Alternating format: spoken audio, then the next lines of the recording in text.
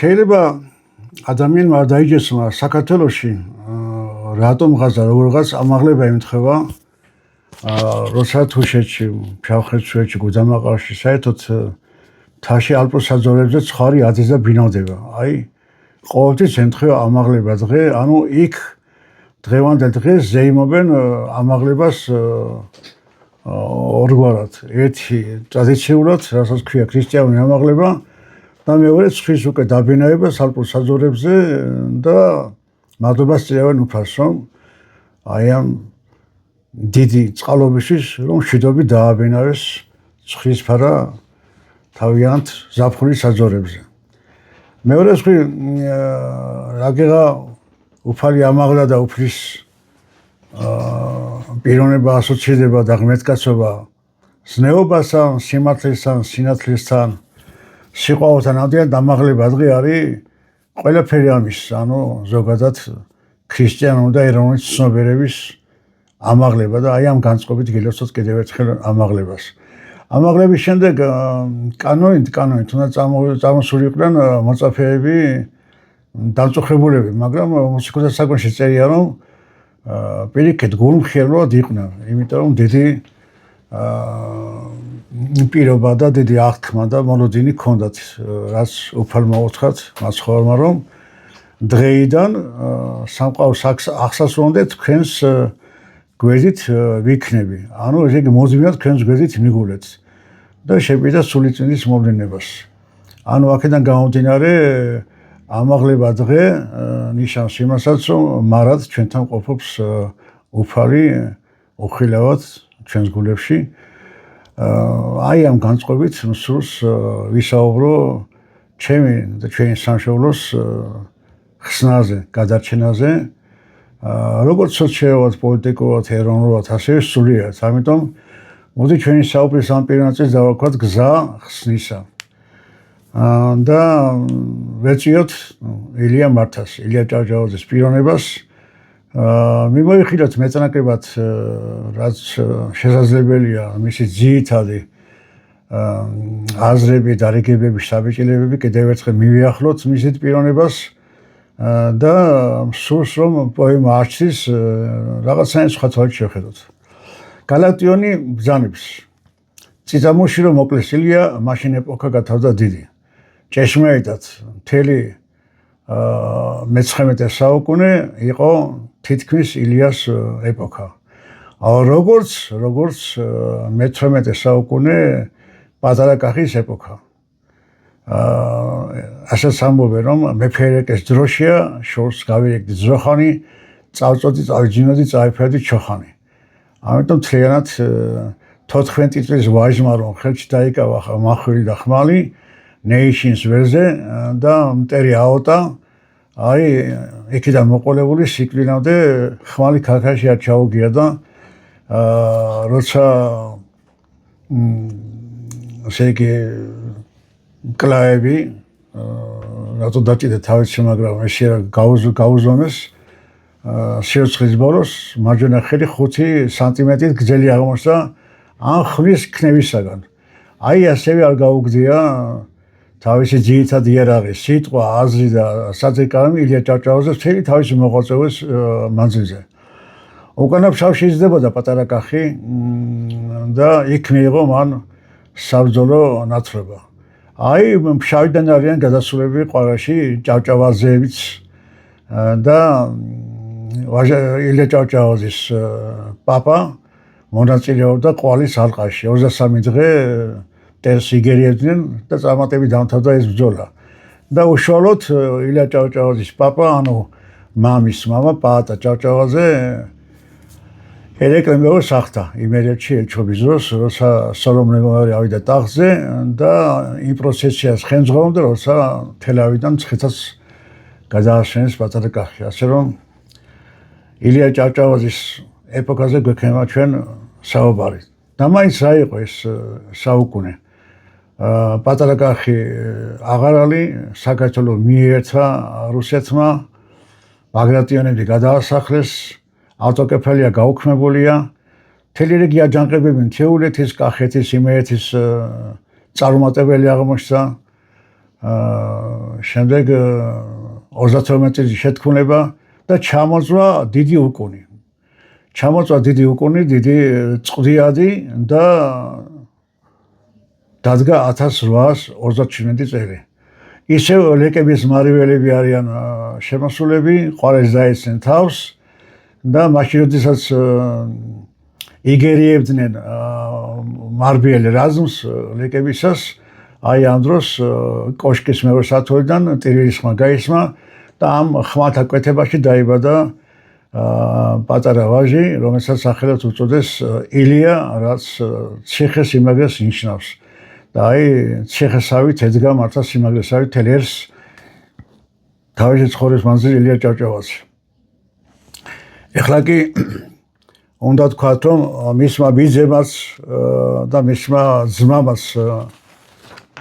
კონსტანტინემ მამულს შეწირეს თავი. კერძოდ მისი ძმა, უფროსი ძმა დაიღუპა წინადლის სულს დაეცნენ 1854 წელს. ამდენად როგორც რაზიკაშვილმა შეწირეს თავი მამულს, თითქმის უკლები ყველამ, ასევე ჭავჭავაძეებიც ყველა იყო მამულის სადარაჯოზე. მოდის პატარა ილია უკვე საკუთარ თავს მიიჩნევს სამშობლო შვილად, სამშობლო თებო თქვენი შვილი გადაიბევ თავსა და როგორც ღირსეული შვილი გადაავლებს სხვას ქვეყნიერებას, რანი ვიყავით, რანი ვართ და რანი შეიძლება გავხდეთ და აღმოაჩენს, რომ ქვეყნიერებას საღათას ძილით ძინავს და პირველ ყოვლისა მიზნად დაისახავს ერის გამოღვიძებას და სამოქმედო პროგრამასაც გვეტყვის ლეძღუნიას ბაგით ჩვენ თავი ჩვენადვე უნდა გვეყუზნოდეს და ერი უნდა ეროდეს. ამდენად როგორც მოხდენიათ არჩილ ჯორჯაძე იტყვის, ილია ჭავჭავაძემ საკუთარი დაკარგული სახე აპოვინა ქართველ ერს და ეთის ხრივ ილია ჭავჭავაძე იყო მისი კალმით მამხილებელი იმ სნეულებების, იმ თვისებების, იმ ხასიათის, რაც არ იყო ქართული ხასიათი და შევიძინეთ უკუღმართობის გამო და მეორე ხრივ ილია ჭავჭავაძე ამხნიებდა, ანუგეშებდა და სულს უბერავდა აი ამ ქართულ სულს და ასეც მოხდა, იმიტომ რომ მოგვიანებით ჩვენ ვნახავთ, არ დარჩენია დარგი, რომელიც დარჩიას ქვეყნიერებას კორიფეები არ ყავდა. ამდენად საქართველოს დამოუკიდებლება, რომელსაც ჩვენ ვიღისეთ 1920 წელს, თავისი თარმოსულა ეს მოამწიფა ილია ჭავჭავაძემ თავის თანამებრძოლებთან ერთად, იაკობთან, აკაკისთან, ვაჟა-ფშაველიასთან, ნიკო ნიკოლაძესთან და ალექსანდრე ყაზბეგთან, უპირველეს ყოვლისა დიმიტრი ყიფიანთან. არ ყოფილა რაიმე დიდი წამოწყება, რომ დიმიტრი ყიფიანის გონებაში და გულში არ გაევლო ამ იდეას. ეს გახდათ ქართულ დაშორის ელექტროს გამოცემის საზოგადოება, საადგილმამულო ბანკი, ქართული თეატრი, ყველა დიდი რამ, რაც კი ხდებოდა და რამაც იხსნა და გადაარჩინა ქართული ენა, ცნობიერება და აზროვნება, ყველაფრის სათავეში თითქმის დიმიტრი ყიფიანი იყო და შემდეგ გადაულოცდა აი ამ ყველაფერს დიდ ილიას და ილია მედგრად როგორც ხარილება დაიდგავდა უღელს აი ამ ტვირთს და მიეპოვდა ამ სვერს. რაც შეეხება დიმიტრი ყიფიანს არაპატიეს დარვალება ქვეყნისა ეს მესაჭრეობა, ჭირის უფლება, ამდენად კლავენ 1897 წელს სტავროპოლში, რასაც მე მოგვიანებით მიუძღვის ლექს განთიაც აკაკი წერეთელი, ცაფირო ცხენელ ზურმუხტო, ჩემო სამშობლო ხარეო, სნეული დაბრუნებული, კულნარ შემიყარეო და შეაქვეს დიმიტრი მეორე თავდადებული, რამდენადაც თავის შეწირა ქვეყნიერებას. რომ არა დიმიტრი ყიფიანი უამრავი ქართული საქმე არ იქნებოდა, ვერ იქნებოდა და თუ კი ვისმაზე იტყვის, რომ თავიანთი მხრებით ზიდეს ეროვნული საქმეო აკაკეზე, ვაჟაზე, ილიაზე, დიმიტრი ყიფიანზე და აი ამ დიდ დასზე. რაც შეეხება აი ამ სახელებს, რაც მან ჩამოთვალე, უნდა კიდევ ერთხელ თქვა, არაერთ გადაცემაში მითქვა, რომ ღვთისშვილთა ორი ხანა არსებობს. უშუალოდ ღვთისშვილები, რომლებიც ოდესღაც გერგედის საემბაზე ღმერთმა როგორც ღვთის ნაბადები, ღვთის ნასახები ზეციდან ჩამოაბრძანა და იქიდან მოეძნენ საქართველოს კუთხე კუჭულს, მთიანეთს და დევკერპებისაგან და ბოროტი ძალებისაგან გაწმენდას ქვეყნიერება. აი ესევე ღვთისშვილთა მეორე ხანა არსებობს და მთელი ისტორიის მანძილზე განსაკუთრებით აი მე-20 საუკუნეში, როცა ერთბაშად იბადებიან საქართველოს ყველა კუთხეში ის ჭეშმარიტი შვილები, რომლებსაც უნდა იმ უკუნეთიდან გამოეყვანათ ქვეყნიერება. ილია იტყვის კიდეც მეცამნიშნავს და ერიმზის მიწიერი ზეციესა ღმერთთან მისთვის ლაპარაკობ რომ წაუძღვეთ წინაესა. ამდენად ყველა პოეტის, ყველა შემოქმედის უპირველეს მისიად ილია ჭავჭავაძემ დასახა ერის მწყემსობა, ერის მესაჭეობა და ერის გაზღოლა. და პრინციპში ილიას აი ეს მხილება იწყება ერთი წინვალე ლექსით, რომელშიაც საოცარი სიტყვა აღმოაჩინა, კერძოდ ჩვენისთანა ბედნიერი განა არის სადმერი, ყველა მუნჯი გუჩვილ და მობიერი. მე ვესაუბრე ჩემს მეგობარს ლევან ოზაძეს ამის თაობაზე. ფიქრობდი ყოველთვის ეს უნჯი რა იყო და აი უნჯი ნიშნავს განს, საუნჯეს და ელექტრონული ასეს მიმართავს ხევსურებს და ზოგადად მთიელებს, რომ მიშელეთ ჩემო ხესუნო, უნჯნი ყმანი ხართ ჩემია. უნჯნი ნიშნავს ძირ ძველს, ერთგულს, ფიცით შეკრულს და საუნჯე ნიშნავს განს. ამდენად უნჯნი ყმანი ნიშნავს იმას და ყველა უნჯი იმას ნიშნავს, რომ თითოეული ადამიანი, კაცი თუ ქალი, დიდი თუ პატარა, საქართველოში ვინც იბადება ამ ცის და ამ მზის ქვეშ არის უფლისთვის ჭეშმარიტი განძი, ან უნჯი, მაგრამ აი ეს უნჯი ვითარების გამომდინარე გახდა აგერ მუნჯი, გულჩვილი, მობიერი, თვალამული, თავაკრული, პირს ლაგამი, ზომიერი. ალბათ გეცნობათ დღევანდელი დღეს, რომ სამწუხაროდ ეს პირს ლაგამი, ზომიერი ნიშნავს ზუსტად იმას, რაც იგულისხმება ლაზარესთან მიმართებაში, აი როდესაც ლაზარეს ხელფეხი შეკრული ჰქონდა, ბაგეც აკრული ჰქონდა და მაცხოვრის ფრაზა გაისმის, ლაზარე გამოვედი გარე, გაუშვეთ იაროს, ანუ და სახვევები შეხსნას, საკრველები, ეს სახვევები და საკრველები შეიძლება პიტები გაგევითაც აგავიგოთ, მაგრამ როცა ადამიანს, რომელმაც ემსახუროს შენ საკუთარ ერს და ბაგე გაქვს აკრული, ანუ შენი დუმილით ყიდი ქვეყნიერებას, ანუ არ ამბობ იმას, რაც სათქმელია და ჩუმად ახარ, შენი შეჩუმით ემსახურები მტრულ ძალას, ამიტომ წესილია მართალი პირს ლაგამი ზომიერიო, ყველა ყრუი, ყველა ცრუი, გადამჯდარი, გულხმიერი, მცირე, დიდი, ყველაფრიდი, სუღლუდი და მანკიერი. ჩვენისთანა ბედნიერი განა არის სადმეერი. ამიტომ აი ამ ფრაზას ხშირად იმეორებს ილია ჭავჭავაძე, ამიტომ მისი ლუასავ თათქაიძე, ოთარან თქრივი, ყველა მოთხრობა, მისი ლექსები მიმართულია იმისაკენ, რომ ქართველ ადამიანში გამოაღვიძოს ეს მიძინებული ცნობიერება, რასაც ხალხური ლექსი ეუბნება კიდე სამირანს ადე ამირან რას გძინავს, ცხენს დაუყანე ღანძილი, დიასის დაწუნებულსა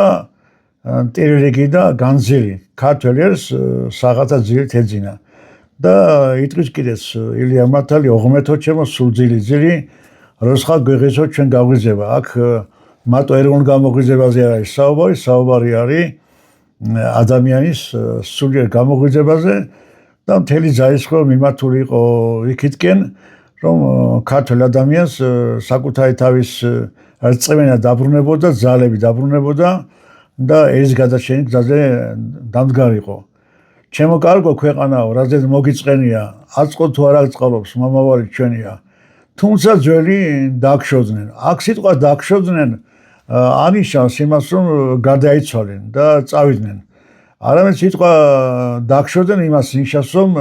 ეს ძველი ჩამოშოძნიან იმ საქმეს, რასაც ეროვნული საქმე ქვია, რასაც ერის ხსნა და გადარჩენა ქვია და მაშინ დახარბებულები იყვნენ პენსიებს, გვარიშვილობას, ეპოლოტებს, ჩინმედლებს და ეს სიტყვით აი ამ წარუმატებელმა აჯანყებელმა და ბრძოლამ ჩააცრო ეს ეროვნული ენერგია და ამდენად რომ ვიტყვი ხელი ჩაიქნეს ბრძოლაზე, ამიტომ თუმცა ძველი დაგშოდნენ ამას ნიშნავს ახალი ხომ შენია, მათ ახალ აღიდგინონ შენ დიდების დღენია, ჩემო თვალის სინათლე რაზეც მოგიწყენია ეს ლექსი, შემდეგ ჯერ სიმღერად და შემდეგ კი ეროვნულ ჰიმნად იქცა. და ალბათ ყველას გვახსენდება ბაშჩაჭუკის ფილმიდან ეს სიმღერა რამადლია დანათებს შენი მზე შენი მთვარეო, შენ რა დაგძის ცევნები, შენ კი შემოგერევი ჩემო საშუალო ხარივ. ანუ თუ კი მადლია დანათებს საშუალოს მზედან მთვარე, მაშინ ეს მადლი ატო ვერ ახსენს ჩვენამდე. აი ეს იყო საფიქრებელი ჩვენი აი ამ ჭეშმარიტი მამოიშვილების. ახლა კი მე მინდა საოცარი რამ წაგიკითხოთ ამას ვერც მოყვები, თავსაც არ ვაკადებ ამას, რომ 1877 წელია და რუსეთ-თურქეთის ოსმალეთის ომია გაჩნდა შანსი იმის, რომ თუ კი რუსები გაემარჯვებენ, საქართველოს აღდგინოს ტერიტორიული მთლიანობა, კერძოდ საქართველოს დაუბრუნდეს ისტორიული აჭარა და დაუკლარჯეთიც და პრობლემა არის ერთი. დაუშვათ ტერიტორიულად აჭარა დაუბრუნდა საქართველოს. ის საქართველოს მხარე უკვე წლებია, საუკუნეებია მიტაცებული ქონა დამყრობს და ერთია რომ დაბრუნდეს ტერიტორია, მაგრამ მეორეა ჯერ ადგილობრივი ქართველობა, ან და ისინი ან როგორ დაგებრუნდებიან, ან როგორ მივიღებთ, როცა რელიგიური განსხვავება უკვე არსებობს. ჩვენ ქრისტიანები ვართ, ისინი მუსულმანები არიან. ამ საშიშროებას გზნობს ილია ჭავჭავაძე და რომ არაფერი დაეწერა ცხოვრების მაზზე ილია მართას და მარტო ეს დაეწერა, ეს წერია ოსმალო საქართველო უკვე დიდი მამულიშვილი და დიდიერიშვილი იქნებოდა. ახლა კი მოდი მოვუსვინოთ აი ამ ნაწყვეტს წერილიდან ოსმალო საქართველო რა მამაშვილური, რა მაცხოვრისეული, უფლისმიერი დარიგებით, მოფერებით ამზადებს აქ მყოფ ქართველებსაც და იქაურ ქართველებსაც იმ დიდი დღისთვის, რასაც საუკუნეების მანძილზე დაშორებული ძმები შეხვდა ქვია. ყოველი ერი თავისი ისტორიით სრულგუნობს. იგია საგანზე, საცაირი პოულობს თავისი სულის ღონეს, თავისი სულის ბგერას, თავის ნეობას და გონებით აღმატებულებას, თავის ვინაობას, თვისებას. ჩვენი ფიქრით არც ერთობა ენის, არც ერთობა სარწმუნოების და გვარტომობის ისია შეამსჭვალებს ხოლმე ადამიანებს ერთმანეთთან, როგორც ერთობა ისტორიისა. აი ხლა რაც მე წავიკითხე, ეს არის ძალიან საოცარი რამ. ანუ ილია მართარმა და ილია ჭავჭავაძემ ხომ ბრძანა რომ სამი ღვთაებრივი საუნჯე დაგჭა ჩვენ მამაპაპათაგან მამული ენა სარწმუნება. თუ ამათაც არ უპატრონებთ, რაღა ქართველები იქნებითო. და აი მათ ამოუყენა გვერდით ერთობა ისტორიისა, რომელი ისტორიას აი შეამშვალებს ადამიანებს და მოდი ახლა გავაძლევთ ეს ბრწყინვალე აზრი. ერთი ღვაწლის დამდები, ერთის ისტორიულ უღეში ბმული, ერთად მებრძოლი, ერთსა და იმავე ჭიშილ ხეში გამოტარებული გამოწვეული, ეს სრულობი ძლიერი თუნდ დროთა ბრუნვას ერი განეყოს იდუმალი მიმზიდველობა იმდენად სუფევს, იმდენად ძლიერია, რომ სამყოფია ხოლმე ერთი რაიმე შემთხვევა, რათა იფეთქოს, იჭექოს დაძინებულმა ისტორიამ და ეცრულებამ, ერთგულებამ თვისი ძლიერი ბრთა გამოიღოს ამ დღეში ვართ ჩვენ და ოსმალოს საქართველო. მძლავრობამ, მუხთლობამ, ღალატმა, შამა დროებამ საქართველოს ბედნმა განგვაშორა ჩვენ ერთი ღვაწლის დამდები არ გვაშინებს ჩვენ ის განმეორება რომ ჩვენ ძმებს ოსმალო საქართველოში ცხოვრებთ დღეს მაჰმადიანის სარწმუნება უჭირავთ ოღონდ მოვიდეს კვლავ ის ბედნიერი დღე ის ნანატრის დღე რომ ჩვენ ერთმანეთს კვლავ შეუერთდეთ ერთმანეთი ვიძმოთ და ქართველი ჩვენ და სასიკადულოდ კვლავ დაუმტკიცებს ქვეყანას რომ იგი არ ეშის ადამიანის სინდის და დედიხნის განშორებულ ძმას ზმურადვე შეითვისებს 1870 წელი გავა ერთი წელი აი ამ წელიდან და ეს საქართველოს ძირძველი კუთხე კვლავ დედასამშობლოს დაუბრუნდება თქვენ ალბათ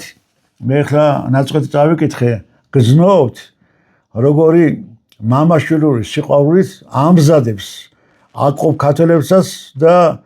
დროებით მტრის ხელში მყოფ ქართველებსაც ერთმანეთთან შესახვედრად აი ეს არის ჭეშმარიტი მამულიშვილი და ჭეშმარიტი ზრუნვა და როდესაც დედაენას მიუტანს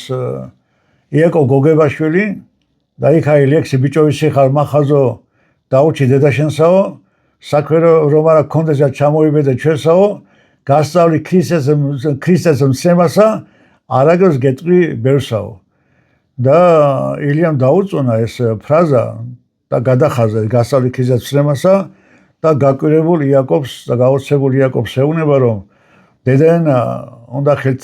დაიკავონ არა მარტო აქ მყოფმა ქართველებმა არამედ ახლად შემოერთებულმა აი ამ აჭარელმა ბავშვებმა ისინი წაიკითხავენ აი ამ სიტყვებს შეიძლება ისინი გვერდზე გადადონ ამდენად ჩაასწორა და მივიღეს ლექსი ასეთი სახით ბიჭო ვის იყარ მალხაზო დაუჩი დედა შენსაო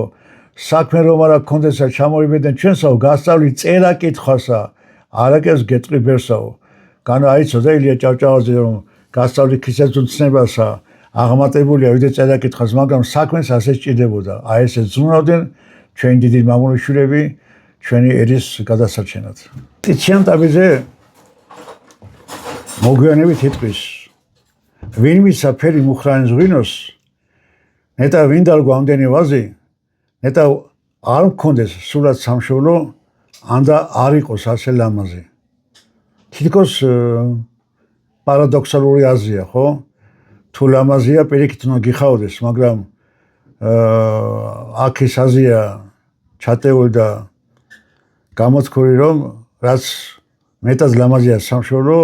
მეტ მტერს იზიდავს და ამ ლამაზ სამშობლოს დაცვა და მოფრთხილება უნდა ახლა მოდი ისევ ილია ჭავჭავაძეს მოვსვინოთ კარგი რამა ხარ ჩემო ქვეყანაო ლამაზად მორთულ და მოკაზმული მაგრამ რამდენად მშვენიერი ხარ იმდენად უფრო მიკვდება გული რადაგჩენია კვლავ სანატრელი ღვთისგან რა არ გაქვს მომაძლებული მაგრამ რამდენად მადლის სავსე ხარ იმდენად უფრო მიკვდება გული მარქვია ის იქ გულთა კვდომა სად სიოცხლეა გახარებული და რამდენადაც ცხოველი მყოფე ხარ იმდენად უფრო რა კვდება გული იგივე აზრია გამოთქვილი რაც ჩვენ წერან ტიციანის ლექსში ვახსენეთ რომ სამოთხია ქვეყანა ცხოველი მყოფელია და აი ადამიანს მის შემხოდარეს გული უკვდება და პასუხს ელოდება ისევ თავისი სამშობლო ქვეყნიდან რომ პასუხი მისცეს რატომ უკვდება ჭირისუფალს და ერიშვის ამ ლამაზი ქვეყნის შემხედარეს გული რა ფენომენთან გვაქვს საქმე ამ ლექსს ქვია კითხვა-პასუხი მე კითხვა წავიკითხე. ეხლა მოდი პასუხი მოვისმინოთ, რა პასუხსაც სამშობლო აძლევს თავის ერთგულ შვილზე ერთგულ ჭიისუფალს. საყვარელი ვარ ჩემს მზიან ჩრდილში სიყვარულს უნდა თვის წახდი ედგას და ვაი იმის სანაცვლოდ თქვენ კი ერთმანეთს აყრით კრულვას და წყევლას. მადლით სავსე ვარ და ვაი ჩემ შვილს ეგ მადლით ჩემი ვერ უმშნევია და იქ რაქნას თვით წმინდამ საცოდვას მადლი დაუძლევია. მე მდიდარი ვარ და თქვენ კი ლუკვა ნატრული ერთმანეთს ასჭამთ. მეტყვი ცხოვრების წყალსა გაწვით და ვაი თქვენ კი ზმაზვის სისხლსვამთ. იქ თვით სამოთხის წალკოტი მდელო უდაბნოღა ურგებ ურწყული სადაც არაბნებს თვის წმინდა ნაყოფს სული მართალი დაწრფელი გული. აი პასუხი ერის და ჩვენი ქვეყნის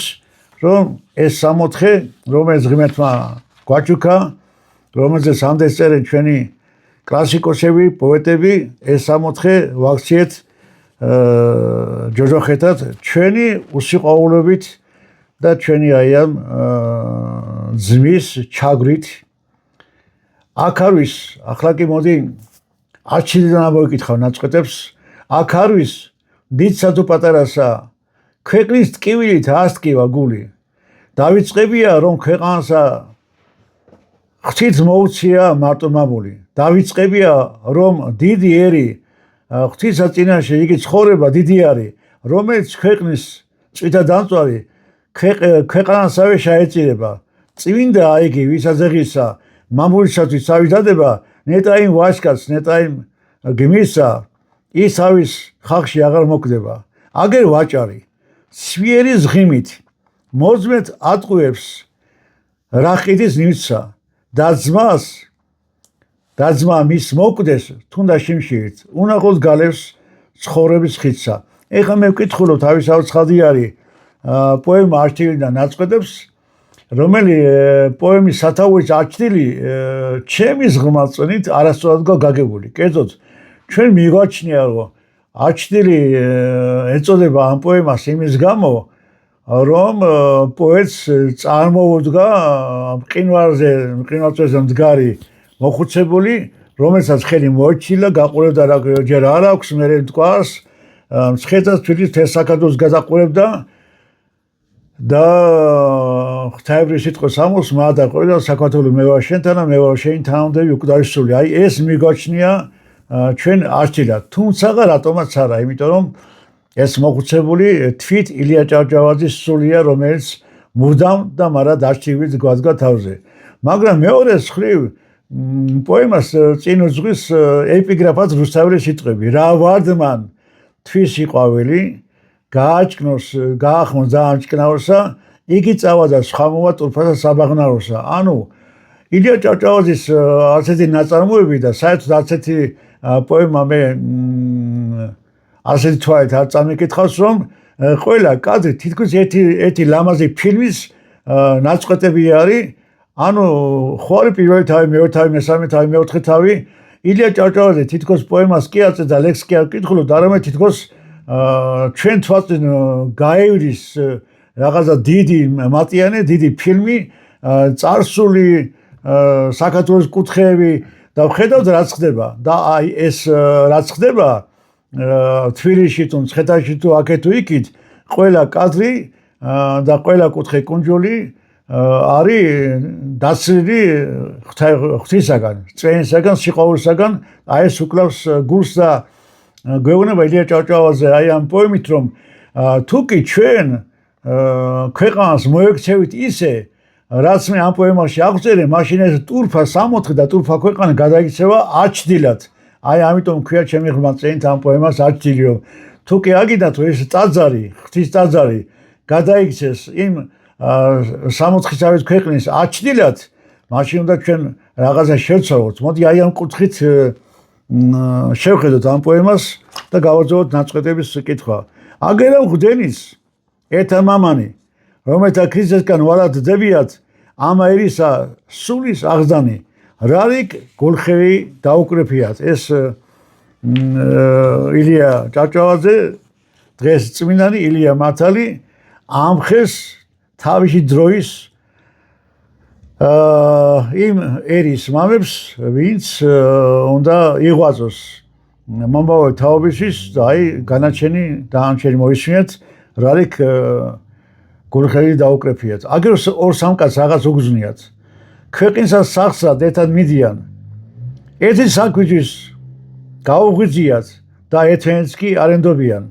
ერთენსა მათ სიკეთე შურს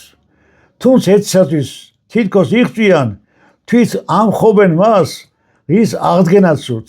თვით შველია მას რასაც ებრძვიან ამდენად განფებულია საქართველოში სრული უსიყვარულობა და სრული უნდობლობა ერთმანეთის მიმართ ახლა კი მოდი ვეწიოთ თბილის და ეს მარადიული იმიტომაა ეს პოემა რომ ასე მგონი ადამიანს რომ რაც დაიწერა ეს ტიკონები ეკუთვნის ყველა ქალაქს ყველა სოფელს თან მარად იმიტომ რომ სურათი აიცვლება აგერ თბილისის ყრმანსაც და ბერსაც ქალსა მახინსა ზამშვენიესაც დიდსა პატარას თავას და გლეხსაც მე უხილავად ყურსა უგდებდი მაგრამ კი ფიცაო ქართველის სახეს მათ ასში ასსა მე ვერ პოევდი ეს კი შეხედავ და იქ ცხოვრება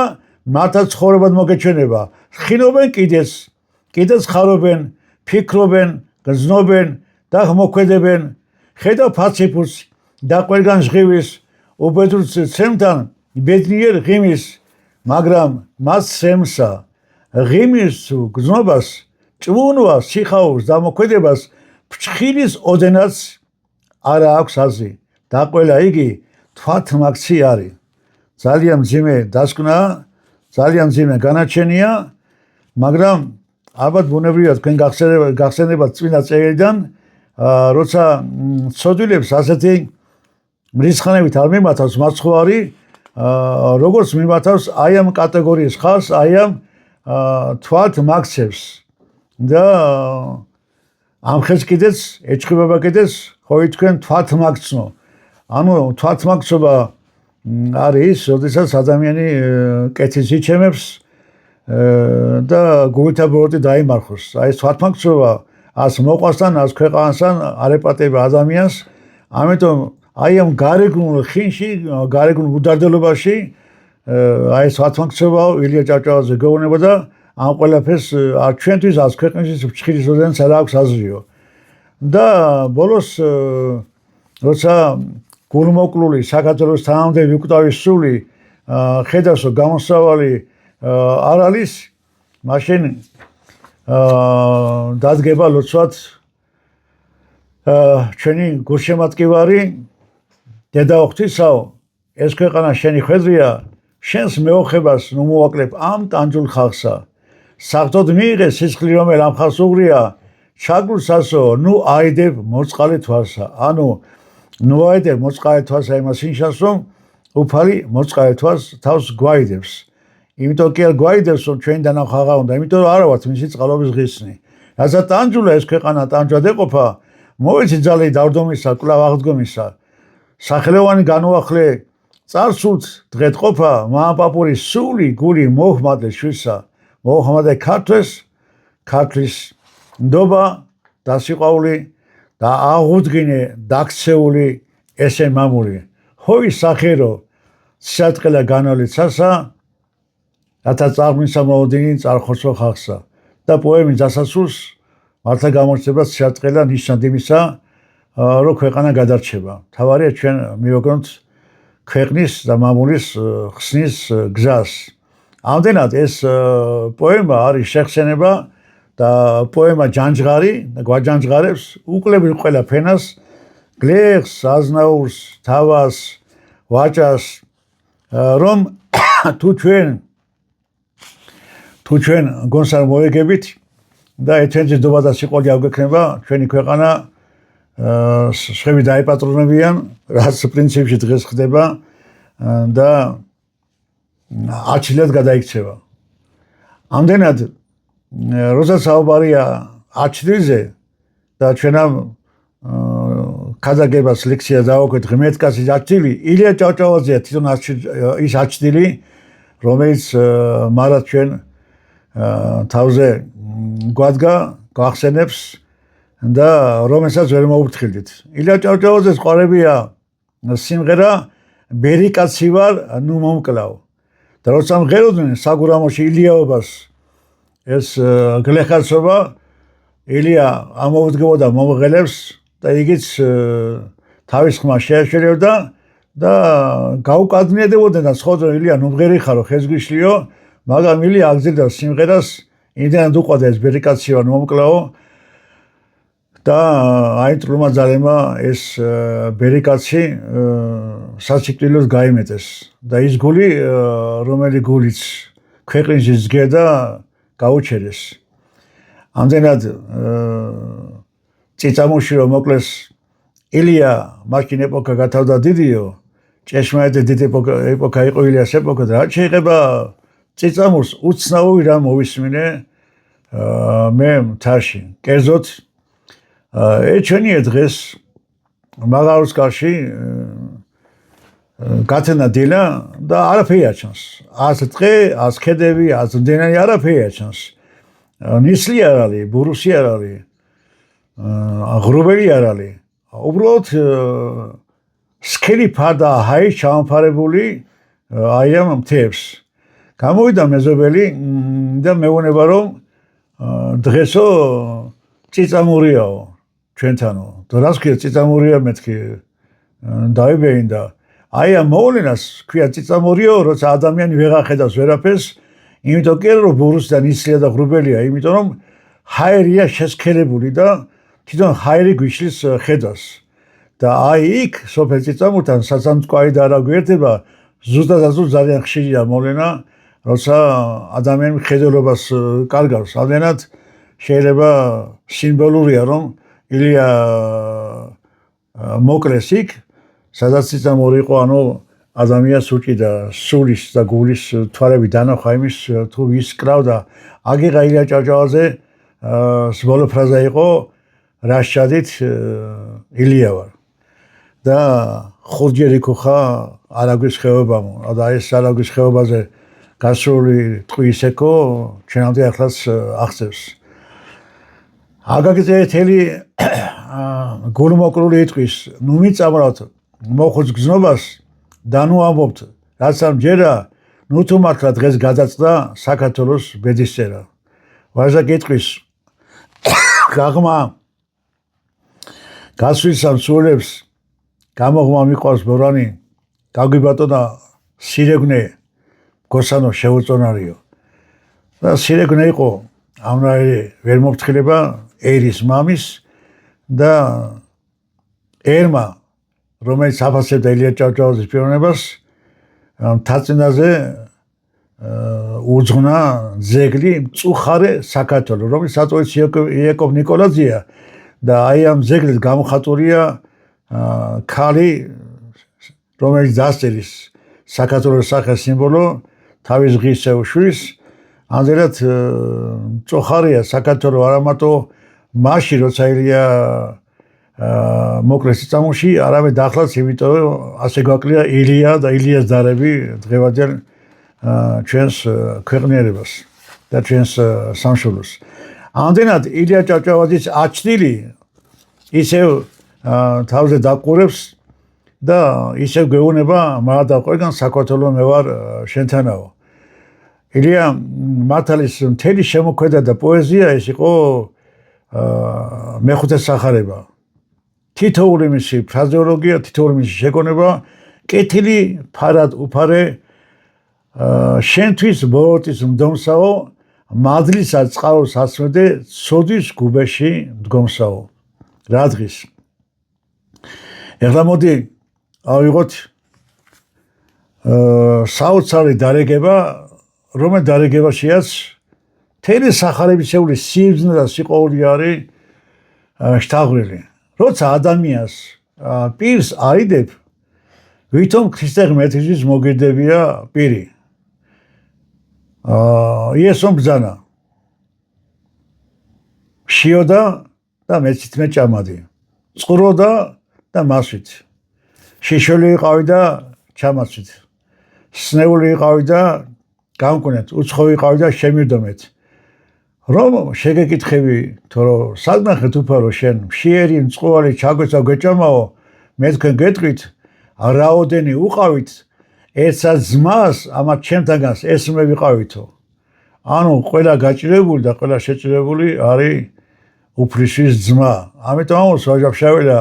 გაჭირებული თავისი გაჭირებით ხონდება და შენ გაჭირებული შეეწევი იმითო.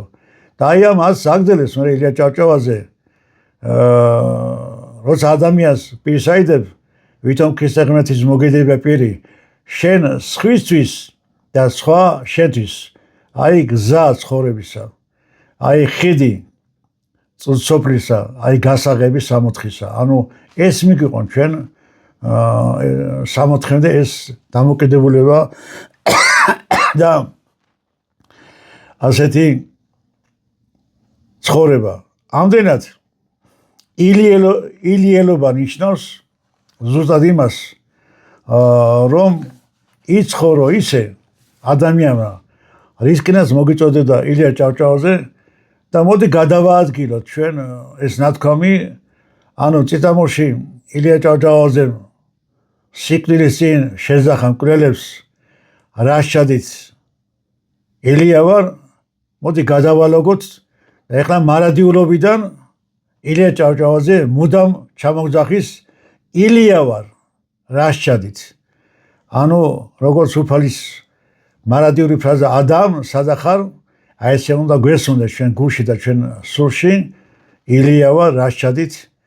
რომელიც მუდამ გვაფხიზლებდეს და მოგვიწოდებდეს, როგორ უნდა ვიღაწოთ და ვიშრომოთ და გავლიოთ სივრცეში, რაც ჩვენ მამულს ეკაძება. ეხლა მე დღეს გახდით, დღეს ამაღლება ჩინჩი, იქ დავესწარი დღევანდელ დღეს ამაღლების აი ამ წინვარდ დღესაულს ხატობას და იქ საოცარი ისტორია მოვისმინე, რომელი ისტორიაც კიდევ ერთხელ გვახსენს, რომ აი როგორ უნდა იყო ადამიანი, რომ შედის სამოთხის კარი გაიღოს, გაიხსნა და ერმას დაინახოს თავისი გადარჩენის გზა და კვალი. კერძოდ იქ ყავდა ჩვენ მწყირვალე მეგობარი ჯული მანგოშვილი, რომელიც დაგტოვა რამოდენიმე წლის წინ მარადიულობის მკვიდრია და როცა ჯული ტკბილად მოიგონეთ,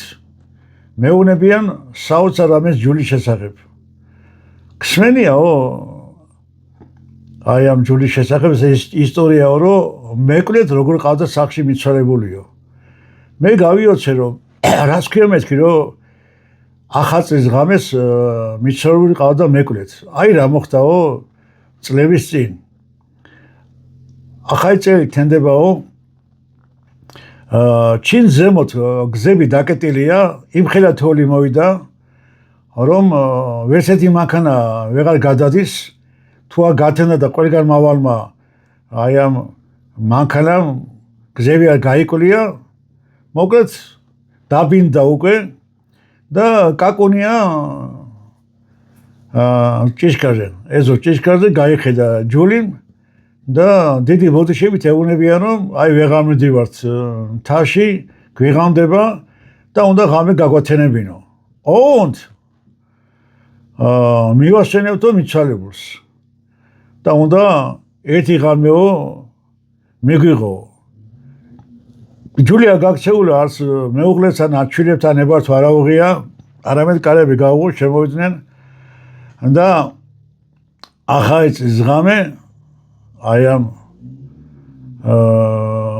მიცვალებულთან ერთად და ჭირისუფლებთან ერთად შეეგებენ ახალი წლის დადგომას და დილაუთენია მოგვადგაო ჯული თხოვნით, რომ თონი ანთეთო პური გამოაცხეს, სტურები მყავსო და უჭვას ვერ გავისწორებო, რომ ვკითხეთ, რომ ამდენი ხალხი საიდან უნდა მოყვა, რაც მოხდაო, გაუგნებულები დავჭითო, მაგრამ ეხლა ეს ბიბლიური ისტორია, რომელიც ახლა მე მოვყევი, აი ეს ჭეშმარიტი ღვთისმშობლობა. აი ესეთი უნდა იყო ადამიანი, როგორც ჩვენ გავუღებ ყველა გაჭირებულს სახლის და ეზოს კარებს, აი ესე გაგვიღებს უფალიც თავის გულის კარებს და სამოთხის კარებს. ამიტომ ჭეშმარიტი ღვთისმშობლობა, ჭეშმარიტი ქრისტიანობა, ჭეშმარიტი ილიელობა არის იცხოვრო ადამიანმა ისე, როგორც მაცხოვარი და როგორც ჩვენი კლასიკოსები გვარიგებდნენ და ვემსახუროთ ისე, როგორც თვითონ ემსახურებოდნენ აკაკის, ილიას, ვაჟას, დიმიტრი ყიფიანის, ყაზბეგის და ყველა იმ საუკუნეში, მე-19 საუკუნეში თითქმის ზეცამ თავისი მადლი და თავისი წყალობა დაგვაფრთხილდა იმ ფორმით და იმ სახით, რომ როგორც ზეციური მხედრობა აი ესე ჩამოსხა ზეციდან ჩალგაში ვაჟა, სტეფანწმინდაში ალექსანდრე ყაზბეგი, ყვარეში ილია ჭავჭავაძე, სხვითორში აკაკი წერეთელი და ქვიშხეთში დიმიტრი ყიფიანი, ვარიანში ეკო გოგებაშვილი. ამდენად მათი დაბადება და მათი მოღვაწეობა ხოვლეში ივანე ჯავახიშვილი ნიშნავდა იმას, სასირეთში გიორგი მაზნიაშვილი და ყველგან, რომ ედბაშად საქართველოს ყველა სფეროში ისეთი ერისშვილები დაიბადნენ, რომელმაც ქვეყანა გამოიყვანა აი ამ შავნელი დროიდან. ღმერთმა ინებოს, რომ ზესამ კლავაც მოივნოს გამწყალი გული ჩვენზე და კლავ გავხდეთ იმის, რომ საქართველოს ყველა კუთხეში, ყველა სოფელში იბაძებოდნენ თავისი ერისთვის, თავისი ხალხისთვის თავგადადებული და შეწირული ხალხი. გმადოთ ყურადღებაში.